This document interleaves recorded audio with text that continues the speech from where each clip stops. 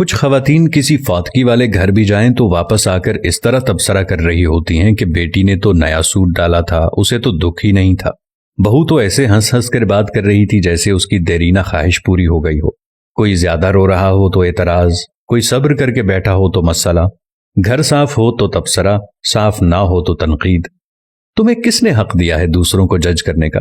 کسی کا جوتا پہن کر جب تک خود نہ چلو تب تک اس کے چلنے پر اعتراض نہ کرو۔ خود تو 4 پلیٹ بریانی تناول کر کے ڈکار بھی نہ ماریں اور دوسروں پر تابڑ توڑ حملے۔ خدارا رحم کریں، کم از کم سوگ میں شامل نہیں ہو سکتی تو بلا وجہ ان کی عزت بھی نہ اچھالیں۔ یہ وقت سب پر ہر گھر میں آنا ہے اور آتا ہے۔ ہمارے مرد حضرات بھی کچھ کم نہیں، 2 لفظ تعزیت کے تو ٹھیک طرح سے بولنے نہیں آتے، اور سیاسی تھیٹر ایسے سجا کے بیٹھ جاتے ہیں کہ فوتگی پر نہیں الیکشن کیمپین پر آئے ہوں۔ جس کے سر سے باپ کا سایہ اٹھا ہے کوئی اس کی بھی تو دلجوئی کرے، اس کے غم کا مداوع بھی تو کوئی کرے، لیکن ہمیں کسی کے غم سے کیا؟ ہم تو رسم دکھاوا کے لیے گئے ہیں۔ ہماری بلا سے کوئی مرتا ہے تو مرے، ہم تو پوچھیں گے کہ بھائی جی کھانے کا انتظام ہو گیا نا؟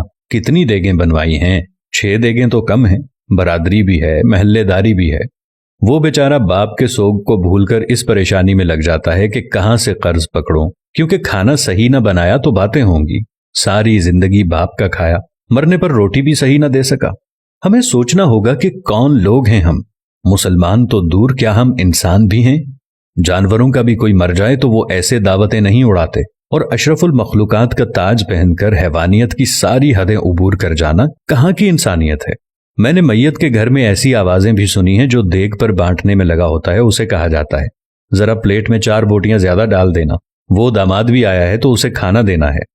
وہ بیٹی جو ماں یا باپ کی میت پر رو رو کر ہلکان ہو رہی تھی، جیسے ہی جنازہ اٹھتا ہے تو وہ سارا غم پسے پشت ڈال کر کھانا تقسیم کرنے میں لگ جاتی ہے کہ سسرال والے بھی آئے ہیں، انہیں کھانا نہ ملا تو ساری زندگی باتیں سننے کو ملیں گی کہ تیرے باپ کی میت پر تو ہمیں کھانا بھی نہیں پوچھا کسی نے۔ میں نے اس بات پر بھی تبصرے سنے ہیں کہ سالن میں تو تری یعنی گھی ہی نہیں تھا، ہماری پلیٹ میں تو بس شوربہ ہی آیا۔ ہم بحیثیت معاشرہ ظالم بن گئے ہیں۔ خوشیاں تو کجا، ہم نے مرگوں کو بھی اپنے شریکے پورے کرنے کے لیے ایونٹ بنا لیا ہے۔ جب میں کہتا ہوں الہی میرا احوال دیکھ، حکم ہوتا ہے بندے ذرا نامہ اعمال دیکھ۔ کچھ سوال آپ کے ضمیر کے دروازے پر چھوڑ رہا ہوں۔ کیا ہم فطیدگی کے کھانے کا بائیکاٹ نہیں کر سکتے؟ کیا ہم بھوک لگنے پر بازار سے کھانا نہیں کھا سکتے؟ کیا ہم گھر میں ایسا اصول نہیں بنا سکتے کہ خاندان میں کوئی کسی کی فطیدگی پر نہیں کھائے گا؟ سوچئے گا ضرور۔ اگر میری کسی بات یا عمل سے کسی بھائی یا دوست کو کچھ ناگوار گزرا ہو تو ان سے نہایت ادب و احترام سے معذرت۔